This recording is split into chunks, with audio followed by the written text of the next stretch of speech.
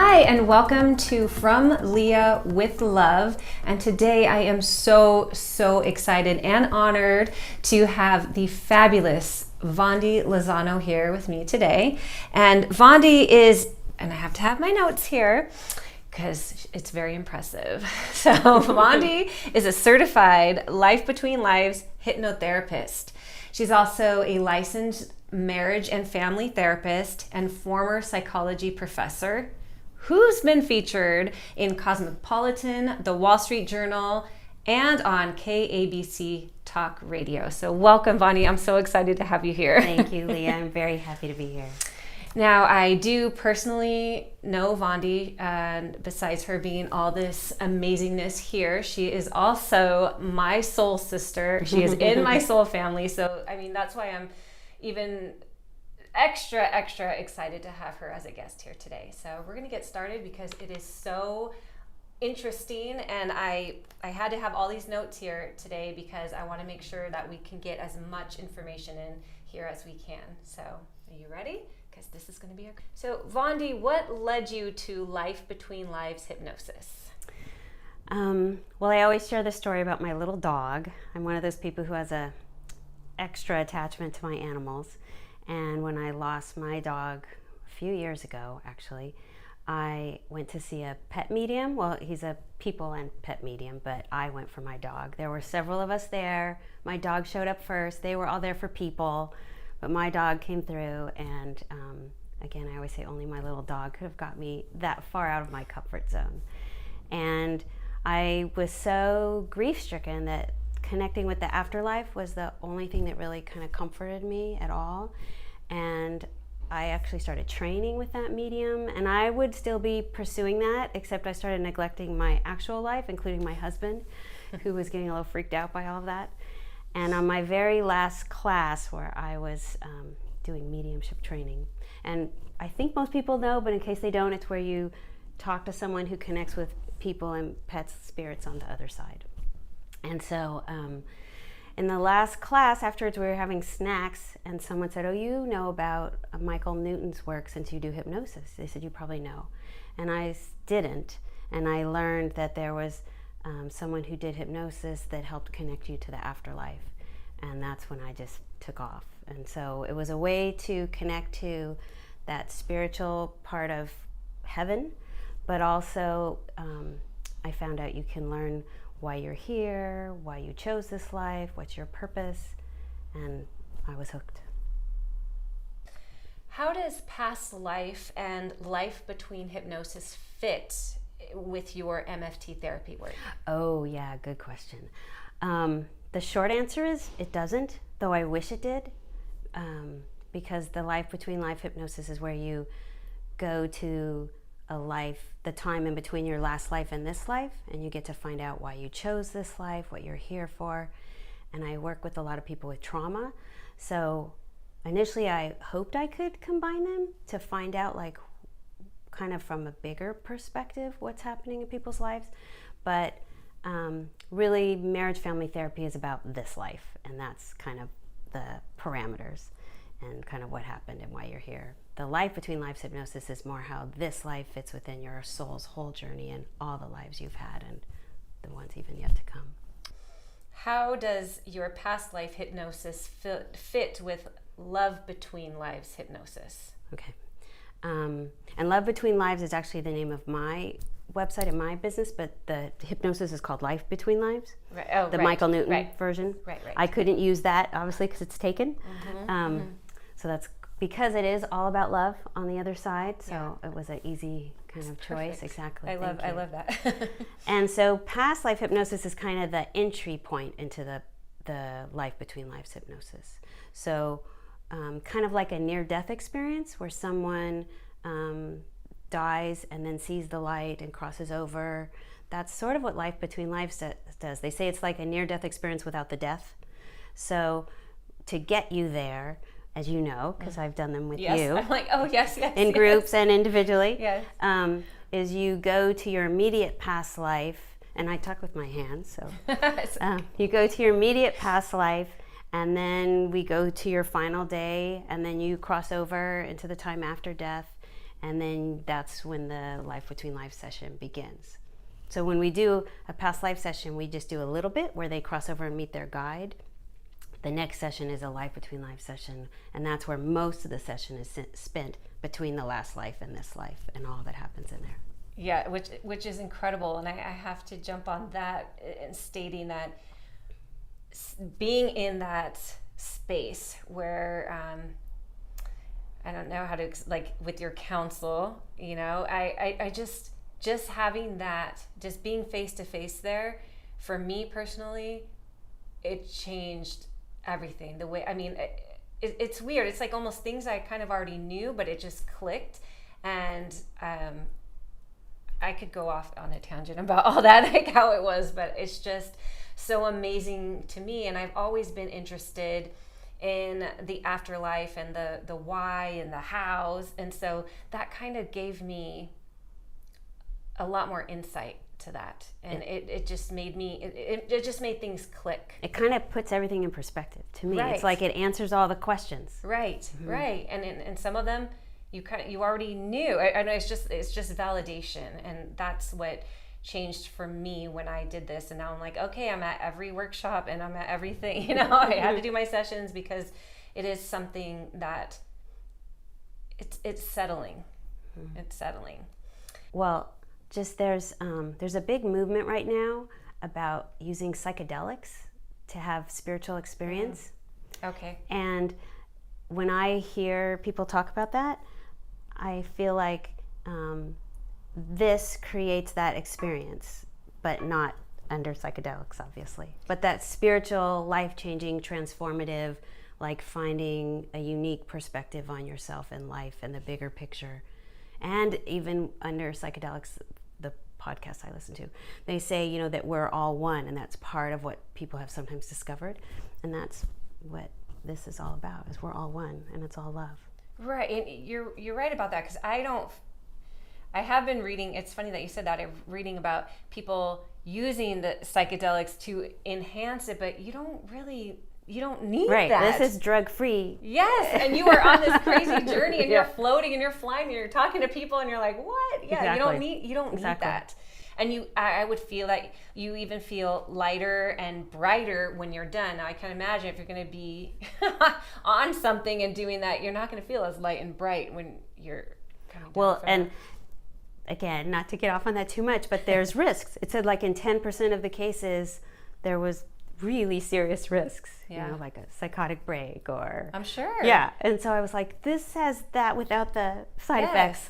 Be clear-headed and, you know, get to process it.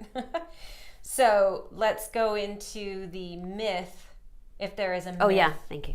Yeah. Myths about past life hypnosis. Any common myth about it and how you can debunk it. Well, some of the things I hear, first of all, is people say, what if I can't be hypnotized? And I've had people regularly say they haven't been able to, and my experience is if you want to, you can be. So I've not had any trouble with that. Mm-hmm. So that's one. The other is that they're going to discover something scary or dark or something they wish they hadn't known, like a life where they were a terrible person. Okay. And again, that's not been my experience. Sometimes the lives are painful in the sense that they're emotional, and people will cry, and that surprises them. There's a lot of energy there. Mm-hmm. But what I've been taught and what I believe is if there's a lot of energy there, it's time to release it. You know, how many hundreds of years have you been holding on to that? So those are the main ones, that it's going to be scary or they're going to uncover something really deep, dark, awful. And usually, as you know, they uncover something powerful and beautiful and maybe hard, but it's related to what they're going through now, and that's why it's shown to them. Right, and then that's, again, I could go back to where it clicks. Like something clicks, and you, oh, this is why in my life now, this part of my life is a little complicated because of something that had happened in this lifetime. So it's just it's so fascinating. And again, I could go on for hours and hours talking about it, analyzing it, and picking it apart, because it's just experiencing it firsthand myself. It's absolutely fascinating and life-changing. And I'm sure I'm going to say that 100 times here today because it is. Well, and I was going to say I jotted some notes, and some of it was reminding me of the multiple past lives that you visited. And is it okay if I mention some of them? Yes. So we have the one that we filmed, which went back to Egypt, and where you were helping women, and it was painting. Remind me of the specifics. So there was we were painting. I was also helping them to learn how to bake bread, just to be creative, but also self-sufficient too, because there was younger girls too and women. It was all about having a circle of women around me. Right, and you have a circle of women around you today, and you paint women and help them, empower them. And I was writing down, I think your very first one was Millie, and she was a writer. Yes. In a time where women didn't do those things. Right.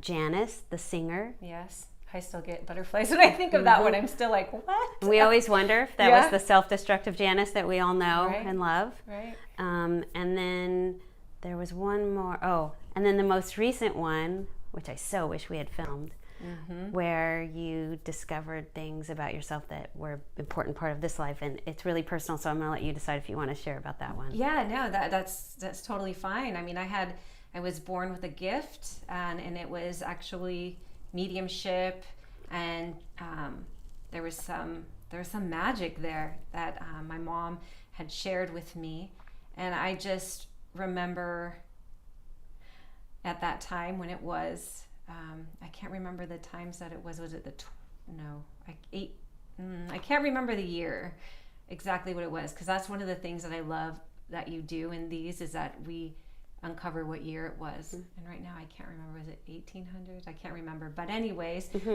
Yeah, because it was right around the time that would have been happening. Yes. Okay. What you discovered. Yes. So therefore I was a group full of men broke into my house. They took me away and they burned me at the stake, and I remember talking about it during the workshop. I just started crying just talking about it, because that pain, and it was just because we get to witness that, and just seeing that, it was so but it also felt good at the same time to release that pain, to just let it go. And you said that as a teenager you were interested in things like that. I loved like doing spells and doing like little witchcraft stuff.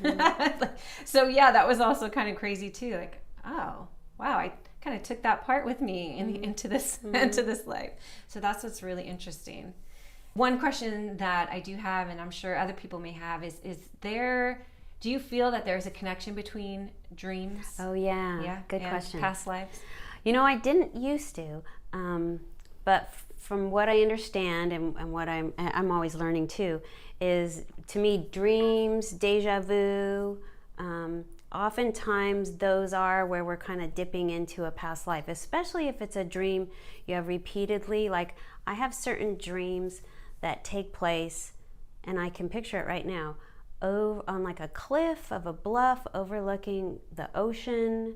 I want to say the sea, so maybe it's not the West Coast, but I have dreams that are regularly in that place. So, and even in the dream, I feel like I've been there before, like, oh, I come here all the time, or and then I wake up and I think I've never been there. But to me, when we return to certain places over and over, I think there is a good chance that it is maybe from a life that you lived before. And then I've heard that from other people too. And I think deja vu might be similar. Yeah. Yeah, because especially in dream, you're in a different state. So that would make sense to me too. But yeah, I could go on again, talking about deja vu too, because that's what is that? Well, and some people would say deja vu is also when you're connecting with your people from the afterlife, your soul group. So you don't just have a soulmate, you have a whole soul family that you incarnate with over and over. But we take up different roles at different times. Yes. So you might be my friend this time, my sister last time, my husband next time. Yeah. So we in the last stop before life, at the end of the Life Between Lives session, we ask if people have arranged with their soul group for any sort of triggers or red flags or ways to recognize each other. And so deja vu could also be that too. Ooh, I like that. I really like that a lot. So when people do seek a Life Between Lives session, what are they looking for? Usually a sense of direction. like they're feeling stuck or blocked or lost. Or some people, it's just they've read the Michael Newton books. It's Journey of Souls is the first one, the main one that people read. And then they just say, I have to have this, you know, kind of like me when I discovered it. I was like, oh my gosh, I have to learn how to do this. I have to have my own sessions. I have to start doing this in the world. But it's usually kind of a sense of, who am I? Where am I going? What is my purpose in life is probably the biggest one. Yes. And people are allowed to bring questions, so they can bring up to five, sometimes even 10 questions. And at a certain point in the session, we'll actually stop. And I was looking through your session this morning, where we stop and I say, is this a good place to ask some of Lea's questions? And then you can ask questions about this life, like, how am I doing? In fact, one of yours was, am I on the right track with my business? And I wrote down some of it, and they were things like, yes, I don't know if you remember, they were like, yes, go bigger, you can do more. Yes, I remember. So I wrote some of it. Huge potential. The jury and your guide simultaneously, the jury was your counsel, the elders on the other side who kind of guide our lives. Go bigger. So I actually wrote a quote. Is it okay? Yes, absolutely. They said she, meaning Lea, could break that shell that has kept her small and allow herself to shine and not worry about what other people say. And then this is my favorite part. It's okay if I keep going? One female jury member got right up close to your face. Do you remember that? Yes. And said, you already have this. You have power. Don't dumb yourself down. Don't be afraid to shine. Don't be afraid if people can judge. And I just remember... Yeah, I know. How is it even when I say that? Yeah. I know. Yeah. It's emotional, It is. So I just, to me, that's just everything. Yeah, it's so powerful. It's just, and to hear that again, it brings it right back. Like, yep, that's right. And so I love that we get the recording. Yeah, I love that. So each session is unique. Yes. Oh, good question. Oh, and I was going to say too, I'll remember more than you'll remember because you're a little fuzzy in it. So yeah, that's why we record it. But also, you know, since we've been in each other's lives, you know how I'm always reminding you. Well, remember they said, go big or go home, you know. So I don't know. I just get all excited. So that's why people come. They come with these little questions and then they get these big answers. Like, am I on the right track? And it's like, yes, go bigger. You're huge potential. Anyway, so that was really exciting. Awesome. So each person does have that unique experience. Everybody's session is a little different. So there's kind of a handful of like stations, if you will, that people visit. Like you meet your spirit guide usually when you cross over, and that's the being who's been guiding you since your soul was created, basically. People often go to a healing station. They visit their soul group, their soul family. They go before the elders who guide their lives, and then the station before they come back. But each session is unique, and some completely go off-roading. And one session they told me, put the book away, this isn't in there. Because we have a book of questions to ask at different stations. And so some, like, you have to sort of set it aside, and the guide just takes you in a completely different place. Wow. Yeah, it's so amazing. Like I said, it blew me away. And so, and then it's just, I'll say it again. It's just a life-changing experience, and you just get a lot of the answers. Like so many. Well, and I love that this show is about kindness and love and hope and inspiration, because that's what we learn it's all about. Absolutely. So that's what I mean. You leave feeling lighter and full of love, because no matter what that life was before, even what your life is now, when you realize it's all love. It's all love. You feel that love, and it's so amazing and just, again, life-changing. I mean, there's no other word. And what you said is really interesting, because people often cry when they meet their guide, or when they're in the life between lives part, the heaven part, if you will. And they're just overcome with the sense of being home and feeling loved. Yes. Yeah, and in fact, the first time I ever did meditation, about almost 5 years ago now, I went into meditation. It was the first time I did a group meditation, and that was the one of the first things I heard from when I first met my guide and all that was, oh, welcome home. And I'm like, oh yes. So it's just so beautiful, and that it's all love. And that's why it is love between lives. Exactly. So that makes Thank sense. What are some of the most interesting LBL sessions that you've done? Well, yours was fun. Yeah. And let's see, I jotted down a couple others, but the one was the one where they told me put the book away, and your guide, and then definitely the council, they're not incarnating anymore. So they used to be here or other places. It's not always on Earth, but the council stopped incarnating a long time ago. And the person where I was told to put the book away, they were actually a council person. Oh, yeah, wow. I know. And I couldn't figure it out at first because I tried to get them to go to a council, and that's when they said, yeah, put the book away. The answers aren't in there. And they were so advanced that they even had trouble speaking as I. They spoke as we, because we are all one. Oh my gosh. No, that gives me the chills. Oh, that's amazing. And so that was a pretty amazing one. I mean, I could share more, but I don't know how many we have time for. Because you said they were part of the council. So is it true that advanced souls choose harder lives? Yeah. So the way it works is that's real life and this is school. So over there we're teaching, we're in classes, we're making energy, we're creating life, we're doing all these things. We have jobs. It's not just angels and wings and floating. And we have personalities. We have personalities that are kind of consistent as souls. But the more advanced the soul, they want to challenge themselves. And every now and then, souls will just take an easy life, kind of like, I'm going to take a vacation. But the general rule is, the harder the life, the more advanced the soul. And you've heard me share this. My mom was disabled and had a really hard life since she was a child. She was paralyzed.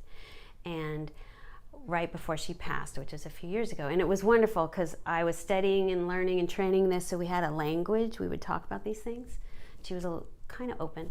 But anyway, I would say to her, Mom, I don't know what you were thinking. And she would say, me either, because it was such a hard life. But the general rule is the more advanced the soul, the harder the life. And when I've prayed and meditated, and I'll talk to her a little bit, I say, you must be a rock star over there. And she's like, yes, I am, you know? Oh gosh, that's so beautiful. I love that. I love it. So what do your family and friends think about your work? Well, my husband always reminds me that I was working as a youth leader at a Presbyterian church when he met me, and I have a Master's of Divinity from an evangelical seminary, which means Christian, and he was like, what happened to you? You know, so he's kind of been pretty supportive and open. Oh, absolutely. He's let me do his own past life session, and he attends and films the workshops. And so considering that it all kind of makes him a little uncomfortable, he's pretty good. And other friends and family, it's funny, I feel like I gravitate more towards people who are more open to it now. Right. And then my family has always been a little, we call it intuitive, you know, kind of connected wirelessly, if you will, sort of spiritual in that way.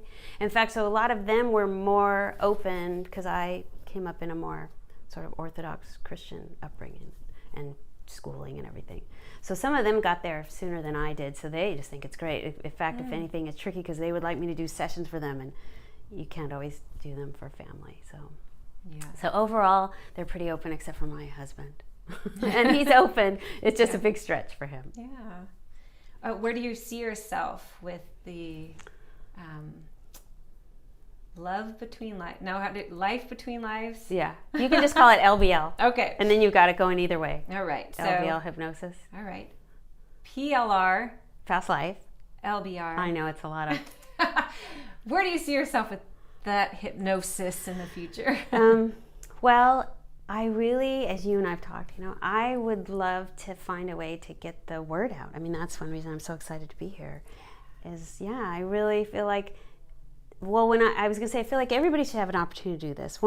Yes. And sorry to cut you off, but I really believe that everyone watching this needs to do this. It will change your life. It enhances your life. And I feel that it should almost be this mandatory thing that everybody does, and the world would be a better place. I mean it. Well, and they say the veil is thinning. Have you heard that? Yes. You know, between us and the other side. And so there is kind of this interest in these kinds of things that I think, you know, wouldn't have been there not a generation ago. So my hope would be to, we talked about, take it on the road or have a show or something where I'm regularly able to do the past life workshops for big groups of people and then introduce them, because when we do that, then we tell them a little bit about the life between lives or show them a little clip of a session, and then do more individual sessions all around the world. Would be my goal. Yes, I love that. So how often do you put on these workshops that you just mentioned? Usually every quarter, roughly. So we have another one coming up in September here in Ventura. Oh, yes. I'm pretty sure I will be there. I've turned into a groupie.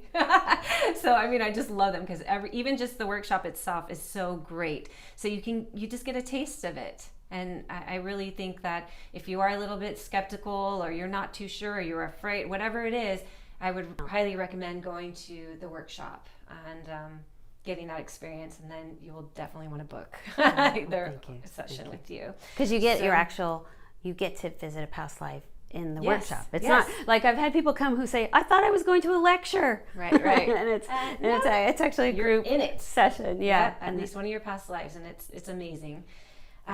So thank you so much, Vondie, for sharing. I could keep going on about this, and I want you to let us know what your website is, and so you can share that so everyone can go and find you. It's Love Between Lives. I have to think. lovebetweenlives.com. And then before we wrap up, can I read something that I brought that I felt like maybe the guides wanted to share? Yes, absolutely. This was from the first session I did. And it was a very young soul. And when he went before his council, he kept saying, I don't feel I did enough in that last life. And he just kept being hard on himself, with it, which I think a lot of us are. And this was what they said to him when they asked him. We don't care how well you do. This makes me emotional. We just care about you. Our answer will always be, you're doing fine. You're doing wonderfully.